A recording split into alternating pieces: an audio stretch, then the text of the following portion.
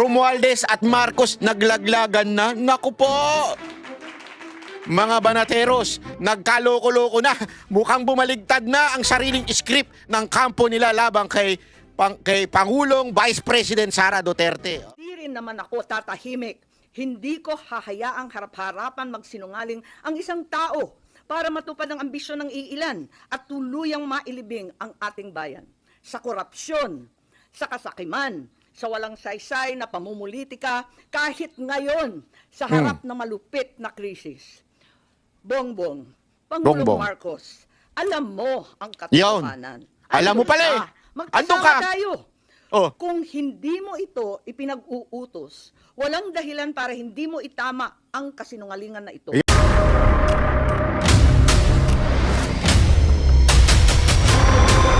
Bago tayo mag-umpisa, baka pwede nyong i-like ang video na to. Malaking bagay ang like sa aming mga content creators. Maraming salamat po.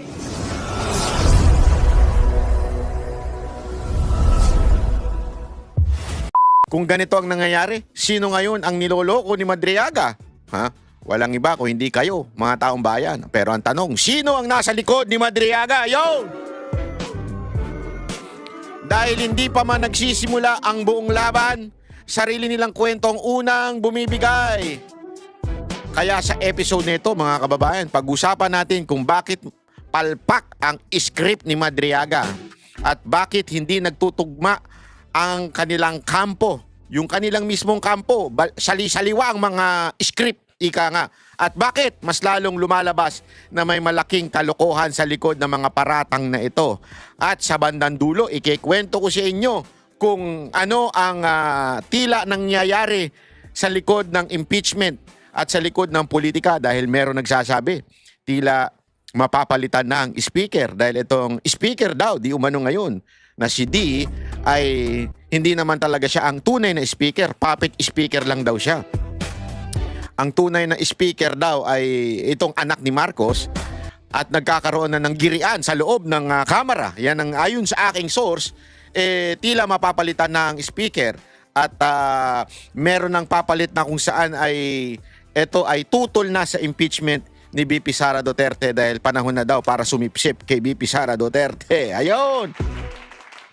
Sinasabi ko naman di ba? Pagka ganyan na, wala na. Ang tawag nga nila sa Pangulo ngayon ay lame duck. Pero mali sila doon. Hindi lame duck ang tawag kay Marcos. Alam mo ko ano? Jumping duck. Agoy! Di ba jumping kasi? Oh, sino? Oh, hinahamon ko kayo. Sino? Pero yung jumping duck niya, di dumidikit yung kamay. Sino? Parang tanga lang o parang sabog lang? Ano sa tingin ninyo? Sabi ko sa inyo pag wala talaga kayo sa katotohanan, yung script nyo magkalabo-labo. At natatawa ako doon sa mga bayarang vlogger nila. Sa kampo ng mga tanso, yung mga bayarang tanso na vlogger, tuwan-tuwa sila sa palpak na script ni Madriaga. Kesyo wala daw si Pangulong Vice President Sara Duterte maibubuga, wala daw siya maisasagot. Paano ka sasagot sa isang malaking katangahan? Hindi di ba? Kung iisipin mo na mabuti, hindi ka makikipag-argue sa taong tanga. Hindi ka makikipag-argue sa isang taong ilusyonado. Hindi ka makikipag-argue sa taong obsessed. Kasi hindi naman talaga magbabago at magbabago ang sinasabi niyan dahil nga yan tao na yan nag-iimbento lang. Sa makatuwid mga kababayan, itong si Madriaga, halatang halata yung obsession niya kay VP Sara Duterte. Di ba naalala ninyo, nabanggit ito nung abogado na si Paulo Panelo na may kursunada lang itong si Madriaga kay VP Sara Duterte. Dikit siya ng dikit. Tapos ang kanilang pinaka-ebidensya na malapit daw si Madriaga ay yung selfie, yung tawag doon, yung fan sign na happy birthday. Yun daw ay malapit na. Alam nyo, sa dami-dami na nagpapapicture kay VP Sara Duterte, naturalmente, maraming hindi dyan kilala niya ng personal. Ako nga, Ilang beses na nating nakausap si VP Sara Duterte. But I will never claim na ganun kami ni VP Sara Duterte. I will never do that. Even if may mga nakikikwento na siya na hindi naman nakikikwento pampubliko, I will never do that. You know why? Hindi naman porket nag-usap kayo, close na kayo. To the point na padadaanin pa sa'yo yung pera. Eto sabi ko nga, kung ako, magbibigay ako ng pera sa isang tao, na same lang ng opisina ko, na nag-uusap kami, hindi ko na padadaanin kung kani-kanino. Bakit? The more na maraming daanan ng pera, the more na mas delicates, mas delikado. Di ba? Mas delikado na kumalat. Eh kung yung opisina katabi ko lang naman, ba't di ko naiabot ng diretsyo? Tama, mali. Sabi nga doon meron pang point doon na sabi ni Ombudsman Martires na kesyo parang malapit daw siya sa mga Duterte. Ang sagot ni Ombudsman at inabutan daw siya ng pera ni Pangulong Duterte. Kung malapit pala ako kay Pangulong Duterte, bakit padadaanin pa sa'yo? Sino ka?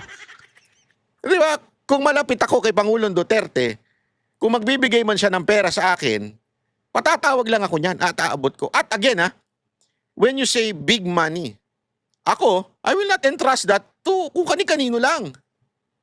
Kung ganun kalaki yung pera, aba, kahit ba sabihin natin itong empleyado ko to matagal na, hindi ko dyan padadaanin. Kung milyon-milyon na pinag-uusapan, idediretso ko.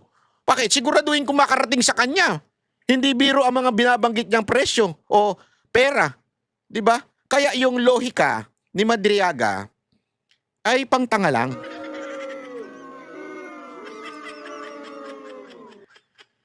At sa taas ng antas ng katalinuhan, isang tunay na abogado, isang prosecutor, at si VP Sara din, abogado. Matalino ibig sabihin yan. Hindi pa pwedeng sabihin mo na bobo yan. Hindi lang po pagiging abogado ang pruweba na matalino si VP Sara at saka si Pangulong Duterte. Sila po'y humawak na syudad at maganda ang nangyari do sa syudad nila hanggang ngayon. Ibig sabihin, magaling sila.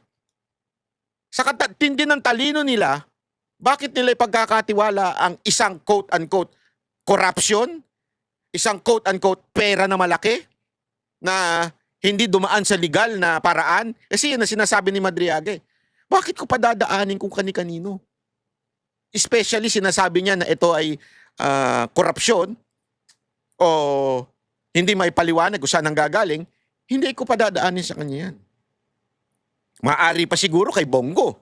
Kuwari si Pangulong Duterte. Doon talaga sa katiwala. Milyones Di ba? Bakit sa kanya? Anak ka ng tutsang kalabaw. Bakit sa kanya?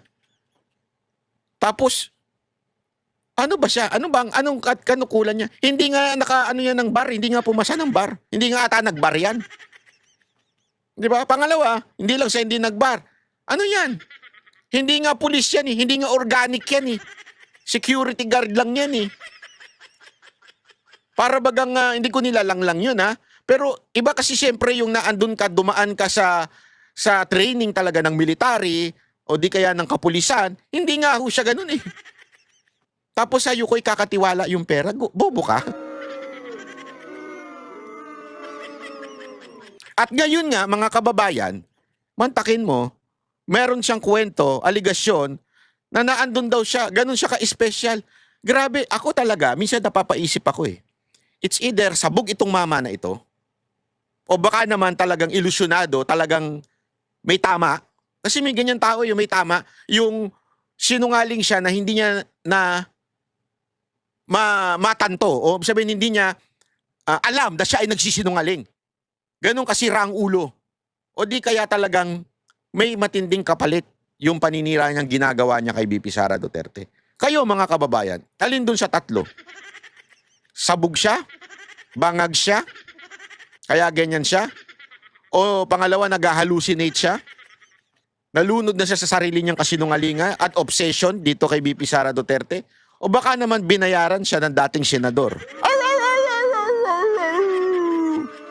Kilala nyo na yun, yung asong ulul. Di ba? Na dumadalaw daw sa kanya. Ito kasi may kwento siya. Ito kasi siste, mga kababayan. Mga banateros. May aligasyon siya na di umano daw si Marcos, si Pangulong Duterte, at saka si BP Sara Duterte, nag-usap-usap no na kesyo bababa daw sa posisyon si Marcos sa 2025. Yun ang kasunduan. Ibig sabihin ng kasunduan, Marcos agreed. Marcos is part of that story. Ang problema, ladies and gentlemen, tinanggi ni Marcos. Ibig sabihin, nagsinungaling si Madriaga. Kasi, sabi ko nga saan ngayon lulugar kayong mga bayarang vlogger? Kasi di natin alam kung sino nagbabayad dito sa mga vlogger ni Marcos Si Marcos ba? Si Lisa Marcos ba? Under ba ng Office of the President? Under ba kay Yussi Claire Castro? O kay Romualdez? Paano yan? Inakusahan si Marcos nakikipagkuntsabahan kay Presidente Duterte. Nakikipagkuntsabahan daw. And that's a serious offense. Mantakin mo makikipagkuntsabahan ka na term sharing. Oh. Kaya nga dito, may naaamoy ako. Mamaya kikwento ko yung naaamoy ko. Tila naglalaglagan na si Romualdez at si Marcos. Yung kanyang mga bataan na congressman, yung mga bata ni Romualdez, na inuutusan niya para banatan ng matindi si BP Sara Duterte, tila nilalaglag na mismo si Marcos dahil dinamay siya sa kwento. Pero si Marcos, nilaglag din si Romualdez. Bakit? Tinanggi niya Para niya sinasabing kalokohan, katarantaduhan yan. O, pakinggan na natin ha. Itinanggi ng Malacanang at ni Senadora Amy Marcos ang umano'y Marcos-Duterte Term Sharing Agreement na isiniwalat ni Ramil Madriaga. Bumwelta rin ng palasyo sa sinabi ng bise na pumalya ang gobyernong tugunan ang pangangailangan ng publiko sa gitna ng oil crisis. Nakatutok si Ivan Mayrina. You swear to tell the truth? Nagulat daw si Pangulong Bongbong Marcos sa isiniwalat ni Ramil Madriaga sa House Justice Paano kaya nagulat si Marcos? Alam ko kung paano. Alam ko paano? Nagulat siya. Nag-jumping jack siya.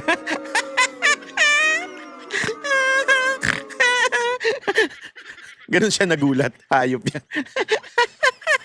Committee na may kasunduan sila ng mga Duterte na bababa siya sa pwesto sa taong 2025. Wala raw ganyang kasunduan. Ang Pangulo po, hindi po yan mangangampanya para lang po ibigay ang posisyon kahit kanino. Ang sabi ko po natin, nangako po siya na siya'y magtatrabaho para sa bayan. So, inaamin mo, sinungaling si Madriaga. Balu-baluktot na script nyo. Gani-gani rin na, oh. Oh, gani-gani rin na. Tangina. Para mo na sinabing, sinungaling niya si Madriaga. Di ba? So, alin pa sa mga sinabi ni Madriaga ng kasinungalingan? Tanginan, tanga. Ay, sorry. Sorry naman, pasensya na. Huwag na daw ako magmura, sabi ng tatay ko. Sorry naman. Yung tanga, hindi mura yun. Di ba? Kasi ang tanga nila, ang tanga-tanga po nila. Sobrang tanga nila. Ngayon, paano ninyo babawiin yan? Magkaiba kayo ng kwento. So ngayon, sinungaling talaga si Madriaga. At tatapusan ng termino. Did you get a reaction from him on that particular point? Siya po ay nagulat. Ganun. Dahil hindi Nagulat ako. po ganun ang Pangulo. May bersyon din ng kwento si Senador Amy Marcos para kontrahin ang testimonya ni Ramil Madriaga. Mayo taong 2021 pa lang nag-uusap na silang tatlo at talaga itinutulak daw nilang si VP Sara ang tumakbo bilang presidente. Gate niya, wala na pag-usapang term sharing sa pagitan ni Pangulong Bongbong Marcos at VP Sara noong panahon ng kampanya. He will file October 6 as instructed. Pero sana somebody will file as his VP. Kasi nakakatawa naman, walang katandem. Yun ang pinapaliwanag ko kay VP Sara Mayora noon. Still hoping you will run and he will slide down to VP ASAP. Ewan, ganon. Ngayon, ang sagot naman ni VP, tulad ng sinabi niya sa media, naku, ang usapan namin ni PRRD, VP na siya sa PDP. Ako, mayor na. November 12, ang liwanag naman ng statement ng aking kapatid. No to possible term sharing. Kaya tumigil ang mga nagchichismis ng kalokohan. Bakit magti-term sharing? Pinipilit nga namin na yung buong term, ang pagiging Pangulo, para kay Inday. Makikihati pa siya. Saan naman kalokohan ng galing yon? Wala raw alam si Patay dating kayo Pangulo dyan. Rodrigo Duterte sa usaping ito, lalo't may sariling kandidatong PDP laban. Malabo rin anya ang kwento ng Madriaga na November 21, nabuo ang BBM Sara Tandem. Bongbong, Pangulong Marcos, alam mo ang katotohanan. Andun ka. Magkasama tayo. Kung hindi mo ito ipinag-uutos, walang dahilan para hindi mo itama ang kasinungalingan na ito. Huwag mong konsintihin ang mga politikong ginagamit ang sinungaling na si Madriaga. Ano Naku po ba po. ang kaalaman ni Senator Amy Marcos sa katotohanan? Hindi Sarap murahin. Munti ka ko na mamura. Buti hindi ko namura. Dali, mumurahin ko lang ha. Sandali lang. Hindi na ako magmamay.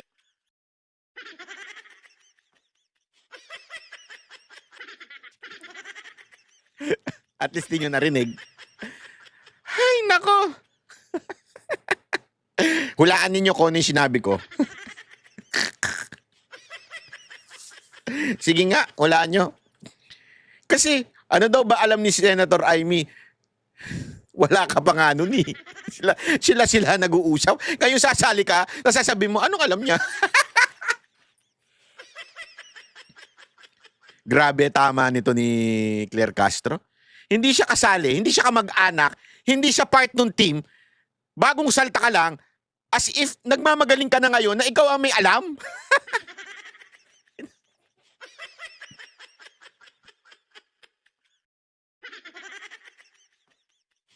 Sorry ha. Ayan ha, hindi na ako nagbumura ha. Hindi na ako nagbumura. Okay? Wala na kayong naririnig na mura. Okay, okay?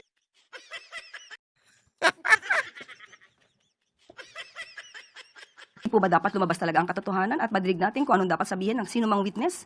So wala makakapaghusga ngayon ang kung anong katotohanan at kung anong kasinungalingan. Hindi naman nabago ayon sa palasyo ang sinabi ni Madriaga na may banta sa buhay ng Pangulo o ang pagsabotahe sa kanyang administrasyon bilang bahagi ng plano sakaling hindi matupad ang kasunduang term sharing. Ipinauubaya na ito ng palasyo sa NBI. Pinalaga naman ng palasyo ang pahayag ng bise kung saan sinabi niyang bigo ang pamahalaan na tugunan ng pangangailangan ng publiko sa gitna ng kasalukuyang price crisis sa langis ay dahil ginagamit niya ang pondo ng bayan para sa pamumulitika. Ito ang mahirap sa hindi nag-aaral, hindi nagbabasa, hindi inaalam kung ano ba ang katotohanan. The brain that doesn't feed itself. Huwag ka na, mag-i-English ka pa, mali-mali nga English mo. Ang sakit sa ulo nitong alam mo, akala ko nun si Lenny Robredo na ang pinakatang. May dumaig pa pala kay Lenny Robredo. English ka pa, quote ka pa ng quote, eh, yung ang interview mo na mali-maling English eh. Hindi ko alam paano ka naging abogado. Kasi alam mo sabi sa akin, yan ang, kaya ako dapat mag-aabogado talaga ako nung bata ako kasi sabi ng tatay ko mag-abogado daw ako. Ang problema, I'm not used to that English eh. You know, because I live in the streets of, buti ako na sabihin. I live in the street of Fairview. And therefore, I cannot, diba? I cannot fathom the knowledge of English. Kaya hindi ako tumuli sa pag-abogado eh. Ikaw! Nakita mo ba interview mo? Nagmukha kang dinaig ka pa ng elementary? It's itself. Ilang Kayo oras mag-i-English ka pa? Sagwa! Ang sagwa ate, sa totoo lang, ang sagwa. po tayong nasa press briefing kahapon matapos ang Uplift Committee meeting. Halos 2 oras tayong nagkaroon ng diskusyon kung ano ang tulong ng gobyerno, ano ang maaari pang ibigay na benefits sa ating mga kababayan. Huwag niya pong ipahid ang mga issue ng accountability and transparency dahil may sarili po siyang issue ngayon na dapat niyang kaharapin. Patuloy naman naninindigan ng palasyo na wala nang dapat patunayan ng Pangulo sa panawagang maglabas siya ng medical record. Hindi po kinakailangan at kailangan sa pilitang magbigay ang isang Pangulo ng kanyang medical records. Kung puro chismis lang po ang pagbabasehan ninyo at guni-guni lamang at wala kayong anumang basihan, sa tingin po natin ang Supreme Court ay hindi naman po babalik rin ang ganitong klaseng jurisprudence. Sinagot din ng palasyo ang hirit ni Cavite Representative Kiko Barzaga na si Pangulong Bongbong Marcos daw ang nagpakulong sa kanya. Alam naman natin kung sino ang nagdemanda kay Congressman Kiko Barzaga. Alam din naman niya kung sino ang nagdemanda sa kanya. At alam din naman niya kung kailan siya humingi ng apologies dahil sa kanyang ginawa. Hindi ito makakaila. So paano niya masasabi na ang Pangulo ang nagpakulong sa kanya? Ivan Mayrina nakatutok, 24 oras. Ay nako, obvious naman eh. Obvious naman. Huwag na tayong, pakinggan natin no sinabi ni Senator Amy, yung buong kwento. Huyo, Madriaga. Sinungaling ka, Madriaga. Naku, hindi ko mabuo yung pangalan nito. At ang lahat ng gustong marinig at pakinabangan ng mga kasinungalingan mo ay may naghihintay na kwarto sa impyerno. Nako. Ako, bilang senador at kapatid ni Bonget. 10 ng mga tunay na nakakaalam ng pangyayari ay may moral na pananagutan na pabulaan at itama ang nakakasukang kasinungalingan ni Madriaga. Inuulit ko, sinungaling ka, Madriaga, at hindi ako papayag na gamitin mo at ng mga kasamahan mo ang oras, ang espasyo, ang dignidad ng kahit na anong opisina o sangay ng gobyerno. Isasalaysay ko ang mga pangyayari noong 2021. Yan. Ang tunay na pagbuo ng Uniteam. Yan. Nagtatanong, maraming naghahaka-haka. Higit sa lahat, may nagsisinungaling dyan sa Kongreso. Yan. So, Pakinggan natin. No such thing as yung mga term, ano ba yan? Paghahati ng term, ano ba yun? Sinabi Term sharing. na meron daw alyansa and magte-term sharing. Nako, talaga naman kasinungalingan yan. Okay, next slide na tayo. Ang unang pagtitipon at pag-uusap tungkol sa Vice Presidency ay noong May 29, 2 days before the birthday of our VP then. Nag-lunch date kami sa Primus Bistro sa Davao. Naalala ko pa kasi bago eh. Tapos, first time na nag-usap ng matagal-tagal si Bongbong at si Inday Sara. Tapos nag-greet kami at syempre nagpahaging kami na kung maaari si Bongbong na ang maging VP ni Inday Sara. Kasi alam naman natin, namamayagpag sa lahat ng survey si VP noon, Mayor Inday siya, bilang presidential bet. Ika nga, walkover sana. Kasi nakaupo pa yung tatay niya at napaka-popular niya mismo. Ngunit nung August 5, maaalala ninyo, sinabi ng PDP Laban, ine-endorso si Bongo and Rodrigo Duterte as VP. Yun ang official statement. Pero ang walang hiyang Madriaga na yan, ang sabi a few months before November 21, nakumbinsi ni Bongbong si PRRD na si Inday ang maging VP sa kanya. Hindi ko talaga maintindihan ang pinagsasabi niyan. Maliwanag na ang PDP may sariling lakad, may sariling mga kandidato, hinding-hindi si Bongbong. Nag-umpisa kami Kasi nga 'di ba naalala niyo 'yan. Ako involved tayo diyan eh. Talagang hindi po ako nakikialam sa sa desisyon o whatsoever. Pero talagang alam ko 'yan kasi nung time na 'yan yung madalas tayong 'di ba nakikita niyo naman yung mga picture ko eh. Na madalas po tayo naiimbitahan ni Pangulong Duterte sa Malacanang noon at tinatanong niya ako ano ba ang sentimento ng mga netizen. Nakikita niyo naman din po 'yan na nanonood si Pangulong Duterte sa ating vlog at talagang tinatanong niya ano ba yung mga nadidinig mo. At sinasabi ko talaga sa kanya na si VP Sara Duterte ang presidente. At tinanong ko pa nga siya noon kasi ayaw talaga ni VP Sara Duterte. Tinanong ko sa kanya yon, Mr. President, would you really consider supporting Marcos? That time, alam mo talagang ang dami niya sa akin sinabi na wala akong karapatang sabihin dito. Pero eventually, sinabi niya na rin eh.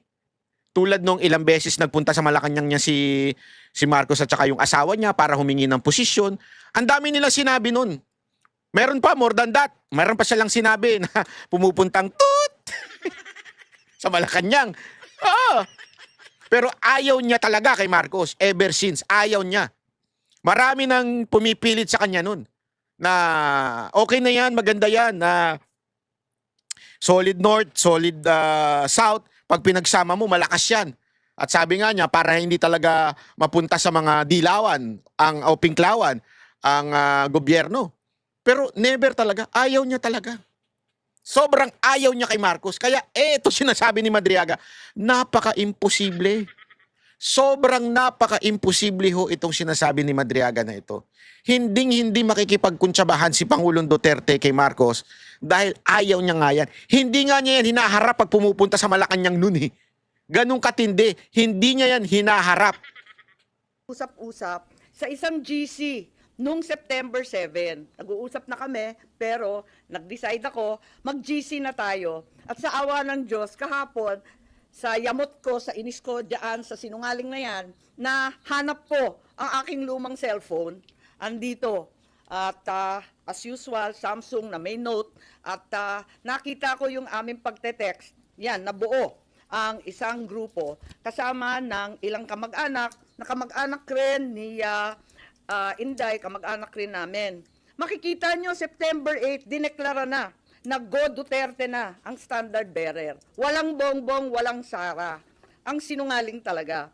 Pagkatapos, September 10, sabi nga, duda na si Presidente o si Sara ay tatakbo. Sinabi ni Mayora noon na silang mag-ama may deal. Isa lang ang tatakbo sa kanila sa national. Hindi ko maintindihan ang mga claim nitong taong ito. Tapos, in-endorse, September 19, magulo talagang panahon na yun eh. Si Pacquiao naman ang in-endorso. September 28, nag-usap-usap kami sa bahay, andyan si Bongbong, yung kamag-anak namin, si Mike Acevedo Lopez, kamag-anak namin ng mga Duterte. Hindi ko maintindihan, may lola yung nanay ko na lola rin ni PRRD. Ang sabi, Bongbong will file. Ako to, text ko to, nakita ko eh. He will file October 6 as instructed. Pero sana somebody will file as his VP. Kasi nakakatawa naman, walang katandem. Yun ang pinapaliwanag ko kay VP Sara Mayora noon. Still hoping you will run and he will slide down to VP ASAP. Ewan, ganon. Ngayon, ang sagot naman ni VP, tulad ng sinabi niya sa media, naku, ang usapan namin ni PRRD, VP na siya sa PDP. Ako, mayor na. At yun nga ang nangyari. The same day, VP Sara, then Mayor, filed her COC as Davao Mayor. Diba, nangyari yon. Pagkatapos, eto, October 6, si Bongbong nag-file candidacy for President at ang maliwanag, mag-isa lang siya. Kasi eto nga, inaasam-asam namin na si Mayora pa rin ang kanyang katandem. Pero itong Madriaga dyan sa Congress, sabi niya na si PRRD daw, sinabi sa kanya noong November 21 na si BBM tatakbo at si Sara ang VP. Anong kasinungalingan niyan? October 6 pa lang nag-file na si Bongbong na mag-isa.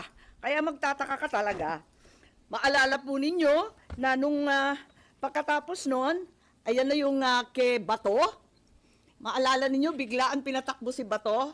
At para siyang seat warmer lang at ang inaakala ng tao si Bongo at saka si Presidente Duterte ang kanyang VP. Huwag nilang ginugulo ang kwento. Talaga naman maliwanag to.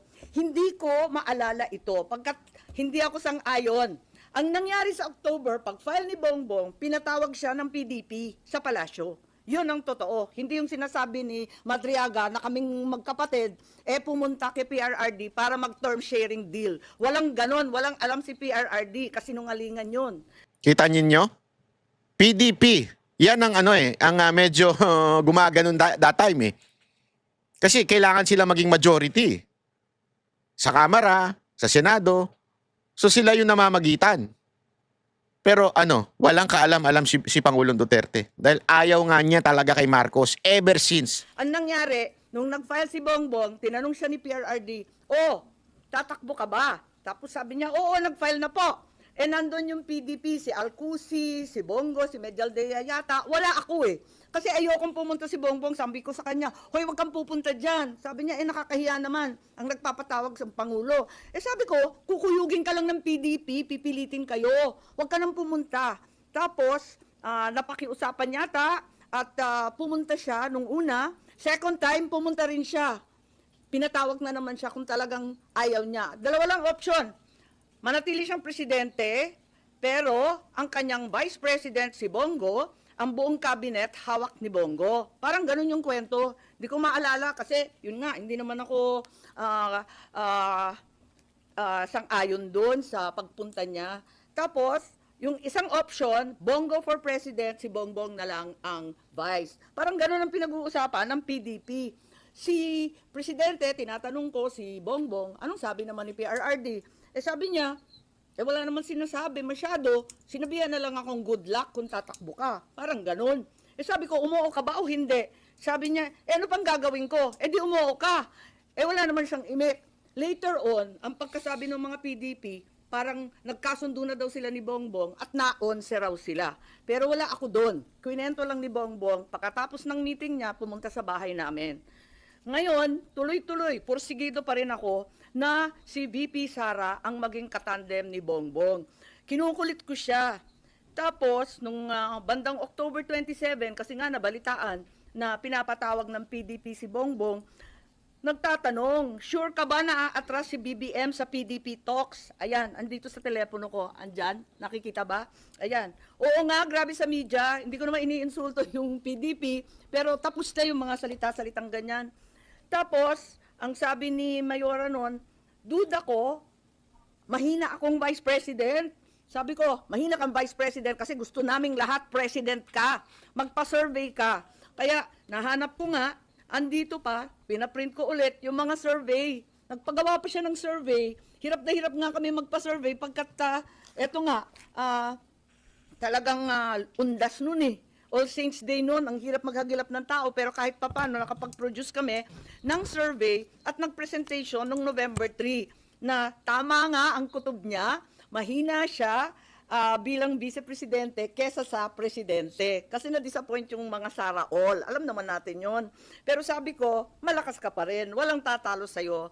At yun, panay ang usap namin kung anong gagawin, kung anong dapat.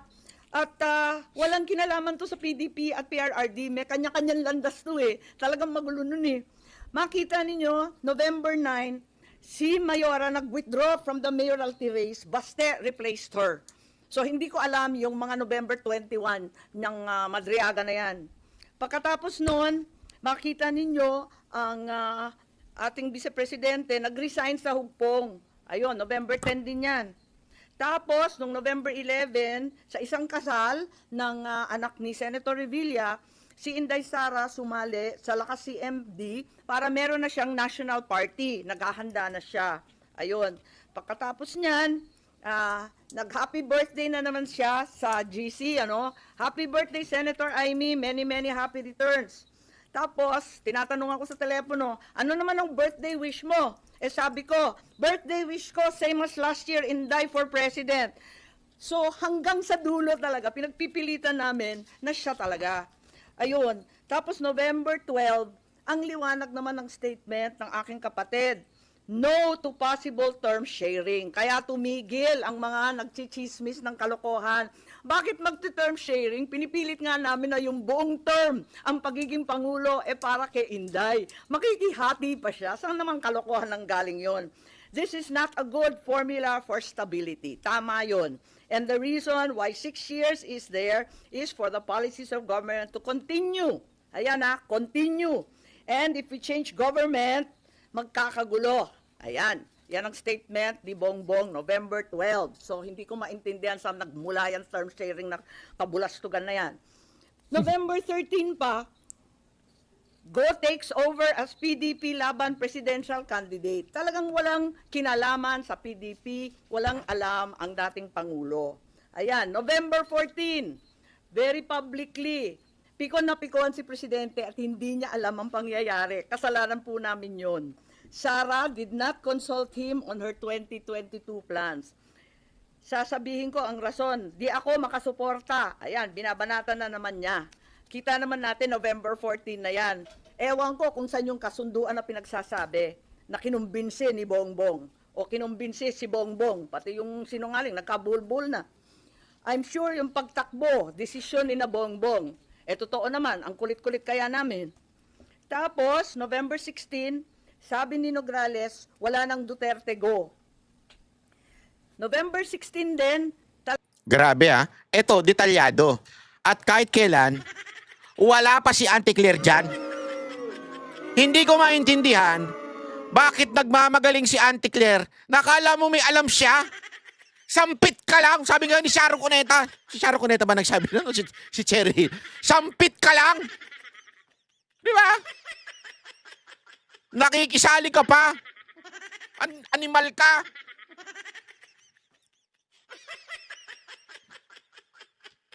Ay, nako. Pambira ka, oo. Talagang nag-iisip na kami ng kampanya kasi pumila na eh. So doon sa group chat, makikita ninyo, I like unity. Power tandem yan. Sabi ko, uniteam. Tapos sabi, only team. Okay, ilabas ko na to. Uniteam na tayo. At doon nagmula yung Uniteam, November 16. Unitae. Okay? So, Yung Unitae. kung maintindihan yung November 21, nangangampanya na by November 21. Nako. Pero hindi pa rin napapawi ang galit ni PRRD. November 18, bumabanat pa rin kay Bongbong. Asan ang pagkakasundo dyan? Tapos tuloy-tuloy na po, November 21, nasa Davao, nasa Mindanao, November 25, tuloy-tuloy na yung mga partido na sumapi. At finally, matagal to December 14, tsaka lang nag-withdraw at umatras si Bongo bilang presidente. Kaya gusto ko lang i-tweet itong mga kabuktutan na mga ito at sasabihin ko lang na pawang kasinungalingan ang pinagbibitaw ng Madriagang yan. Kung meron mang itinuro ang kasaysayan sa isang Marcos katulad ko, yun ay maging tapat sa bayan at sa iyong prinsipyo. Hindi nila kayang sirain si Inday dahil hindi siya gumawa ng ikasisira ng kanyang pangalan. Kaya gagamit sila ng taong wasak na ang pagkatao para subukan. Dapat sinabi mo, wasak na ang puri. Totoo naman wasak na. Wasakin din ng vice-presidente. Oo, inaamin ko. Ginamit ako at naging kasangkapan ng isang gobyernong taliwas ang pamumuno sa uri ng serbisyong bayang iminulat sa akin ng aking ama. Ito ang gobyernong nangako na pagpapatuloy ng nasimula ni PRRD, ni Presidente Rodrigo Roa Duterte. Ngunit naging simula ng pagbagsak ng ating bansa. Kahit kailan, hindi ko kinonsinti at wala akong balak konsintihin ang kapatid ko. At kahit kailan, hindi rin naman ako tatahimik. Hindi ko hahayaang harap-harapan magsinungaling ang isang tao para matupad ang ambisyon ng iilan at tuluyang mailibing ang ating bayan. Sa korupsyon, sa kasakiman, sa walang saysay na pamumulitika, kahit ngayon sa harap ng malupit na krisis. Bongbong, Pangulong Bongbong. Marcos, alam mo ang katotohanan. Alam mo pala Andun Magkasama ka. tayo. Oh. Kung hindi mo ito ipinag-uutos, walang dahilan para hindi mo itama ang kasinungalingan na ito. Yawn. Huwag mong konsintihin ang mga politikong ginagamit ang sinungaling na si Madriaga. Yawn. Going back lang doon kay PRRD. Paano nyo na pahupa yung, di ba nakita naman natin na may galit pa rin si Presidente even before, during that time. Paano napahupa yung galit ni dating Pangulong Duterte at pumayag din eventually doon sa unity? Nakisuyo kami sa mga kaibigan niya, pati Hindi po siya pumayag sa unit team. Sino nagsabing pumayag siya sa unit team? Ay, hindi siya pumayag. Nanahimik lang siya. Alam mo, ang tunay na istoryahe niyan, istoryahe kita ha. Ayaw niya kasi, eto, medyo kwento lang. Pasensya na, Senator Bongo ha. Medyo bibitaw ako dito, magbibitaw ako ng matindi dito. Ang ginawa ni PRRD, pinatakbo niya si Bongo. 'Di ba? Siya na yung kandidato. Tapos si Bongbong at saka si Sara sa unit team. Sabi ni Pangulong Duterte noon, sa harapan ko, sa harapan ng ilang malalapit sa kanya. Sabi niya, itodo mo na yan. Akong bahala. Akong bahala kay Marcos. Kaya mong talunin yon. Yan, eto, hindi po sa akin ang galing ito ha. Talaga narinig ko yun. Tapos, alam mo sabi ni Bongo, ayoko kasi mag-aaway kayo ng anak mo. Yan ang sinabi niya. Uurong na lang ako kasi mag-aaway kayo ng anak mo. Kasi habang binibira mo si Bongbong, tatamaan si Sara. Yan ang sabi ni Bongo. At ayokong ako maging dahilan ng away nyo na mag-ama. Alam mo, in front of me, in front of some people, politicians, sinabon niya si Bongo. At sinabi niya, wag mo nang pinakikialaman yung relasyon ko at magkaiba kami ng anak ko. Politika ito. Wag mong iniisip yun. Mag-concentrate ka sa pagiging Pangulo. Pero dahil nga, iba ang personalidad ni Bongo, hindi confrontational si Bongo umatras siya. At kaya ipinalit si Bato. Ganon ang talagang nangyari. Dahil ayaw talaga ni Duterte si BBM. Kaya imposible yung sinasabi ng reporter. Misleading ka Your Honor, I object. Misleading. Hindi sinabi ni Pangulong Duterte, gusto ko na unity team. Alam mo nangyari na lang nun? para hindi magulo at hindi masira yung relasyon ni Pangulong Duterte at si VP Sara Duterte, tumahimik na lang si Pangulong Duterte. Hindi niya na dinerecho-diretso yung banat niya. Kasi kung maalala ninyo, unang araw na nag-file si Vice President Sara Duterte na bilang Vice Presidente si Bongbong Marcos, kagabihan, sa akin lang siya nagpa-interview. At off-cam, masama talaga ang loob niya kay Marcos. Feeling niya talaga, nilinlang. At pinilit nila si VP Sara Duterte na tumakbong VP para manalo si Marcos. As a matter of fact, that interview should not be, i-google nyo, should not be about Bongbong Marcos. That interview supposed to be yung kasinungalingan ni Thinking Pinoy na sinasabi niya na para bagang kinokontrol ni Bongo si Pangulong Duterte kasi tatawa-tawa si Pangulong Duterte nung humarap sa Comelec. At para mapasinungalingan na kinokontrol ni ni Bongo si Pangulong Duterte, nagpa-interview siya. Madaling araw 'yon. At ako yung nag-interview at alam ko 'yon. Nag-uusap kami offline. Pero nung sabi ko, okay, Mr. President, record ko na po. Okay, record. Magandang araw. Banugulan na ako. Tapos nagulat ako dahil binira niya si BBM doon sa interview ko. Doon niya sinabing addict, doon niya sinabing spoiled brat. Doon siya nagsalita. Kung maalala niyo yun. After nun, hindi live yun recorded yun. Pagka-stop ko, inulit ko pa, Mr. President, are you sure ilalabas ko ito? Tinanong ko si Bongo nun, Sir, ilalabas ko po ba ito? Kasi dito magsisimula ang gera. Gera to. Pag inilabas ko to, that's the first time na sinabi ni Pangulong Duterte na spoiled brat, may baggage si Marcos. Dun sa interview na yun. At sabi niya, oo, ilabas mo yan. Ano naman ako? Sino naman ako para hindi ko ilabas yun? So nilabas ko. At doon nagsimula yung gera na ayaw niya si Bongbong Marcos talaga. Kaya lang, ang nangyari nun, ito ang totoong nangyari bawat banat ni Pangulong Duterte kay Bongbong Marcos, ang sumasalag, anak niya. Alam nyo naman, si Pangulong Duterte, if there is one weakness ni Pangulong Duterte, walang iba ko hindi si VP Sara Duterte. Mahal na mahal niya si VP Sara Duterte. Sobrang mahal niya yan. As in, ano niya yan, talagang mahal na mahal niya talaga yan. Lahat tayo meron tayong kryptonite na tinatawag yung weakness natin. Si Pangulong Duterte, yan ang pinakamatapang na lahat. Sa lahat, matapang yan. Except kay VP Sara Duterte. Malambot ang puso niya kay VP Sara Duterte. Kaya nung sinasalag ni VP Sara Duterte ang lahat ng banat ni Pangulong Duterte kay Bongbong Marcos, tumahimik si Pangulong Duterte. Actually, malamang sa malamang, alam din ni Vice President Sara Duterte ang weakness ng tatay niya, kaya siya ang sumasalag. That's the truth. Sinalag niya yun.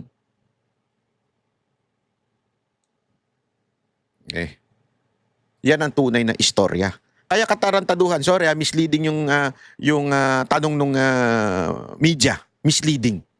Kasi hindi naman niya gusto Senator Bongo, pati sa kanyang ES, nakisuyo rin kami kay Pastor Kibuloy na awatin na lamang kasi katandem na ng anak niya, kawawa naman.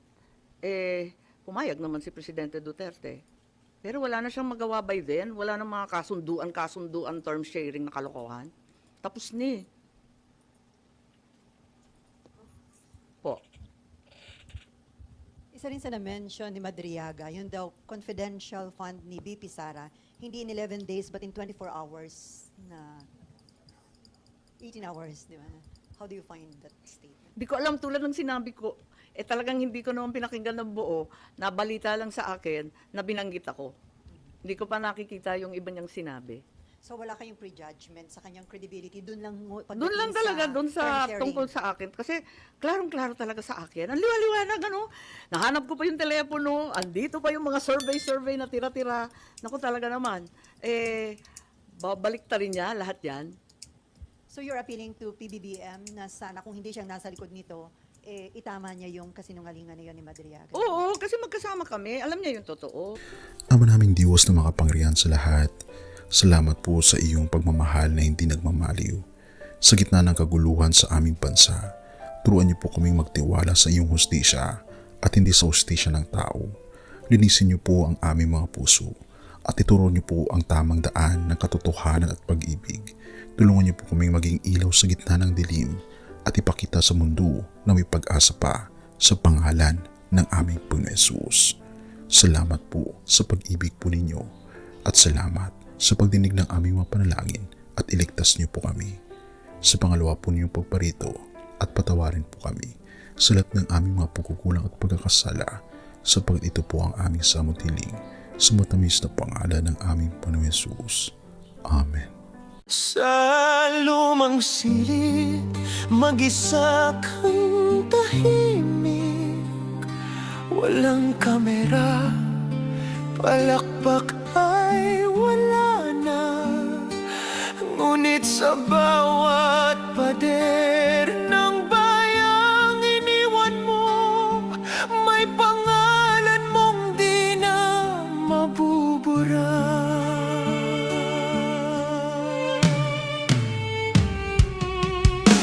Minsan kang naging balikat ng mahihina, kalaban ng takot, kakampi ng masa. Di mo man laging nasabi ang tama, pinili mong ipaglaban ang madla. Hindi ka sakdal gaya naming lahat, pero tumindi ka nang walang pag-atras.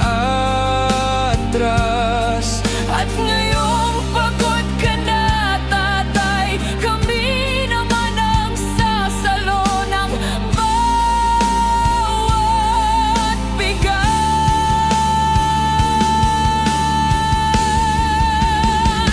Hanggang sa dulo, ikaw ay mahal. Kahit papagod na ang iyong katawan, tatay, salamat sa iyong paglaban. Ngayon, kami naman hanggang sa dulo. Di ka namin iiwan. Ang kwento mo'y dala ng bayan.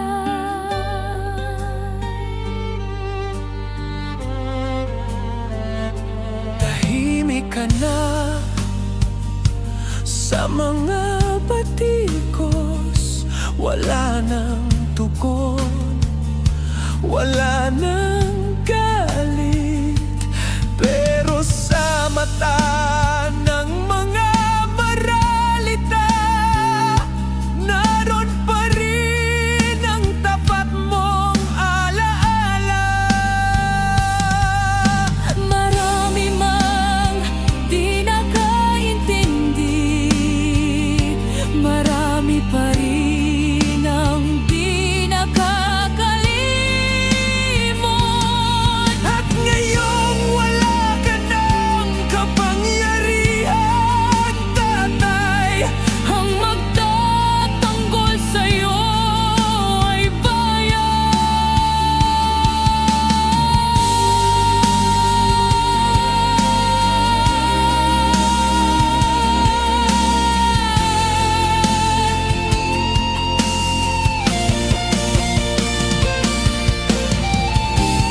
hindi ka nag-iisa.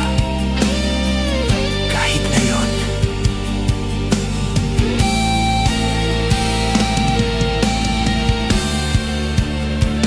hanggang sa dulo, tangan ka pa rin sa puso ng batang minsan mong pinakain.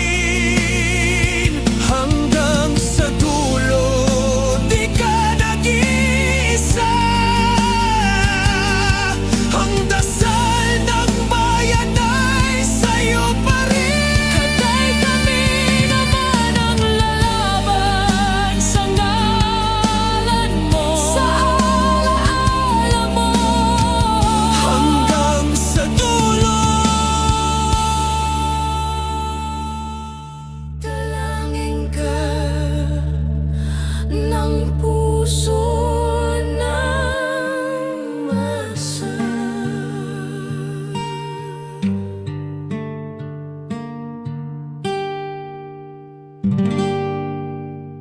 At yun na nga mga kababayan, ano na ang masasabi mo? Kung mayroon kayong hinaing at komento patungkol sa balitang ito, please comment down below. Pag-uusapan natin yan sa comment section. At kung nagustuhan nyo ang video, ay huwag kalimutang mag-like at i-share na din para mas marami pang makaalam at umabot ito sa marami sa ating mga kababayan. Maraming salamat po. Mabuti pa ang sardinas, may label. Tayo, wala. Oo nga pala. Nay, ito na yung bayad ko sa isa, ano? O, kunin mo yung isa. Isa muna, iyan, no? Tapos, isa pa, di ba? 4 dapat na sardinas, eh. Yan. 3 na. Pang-4 na sardinas. Okay na.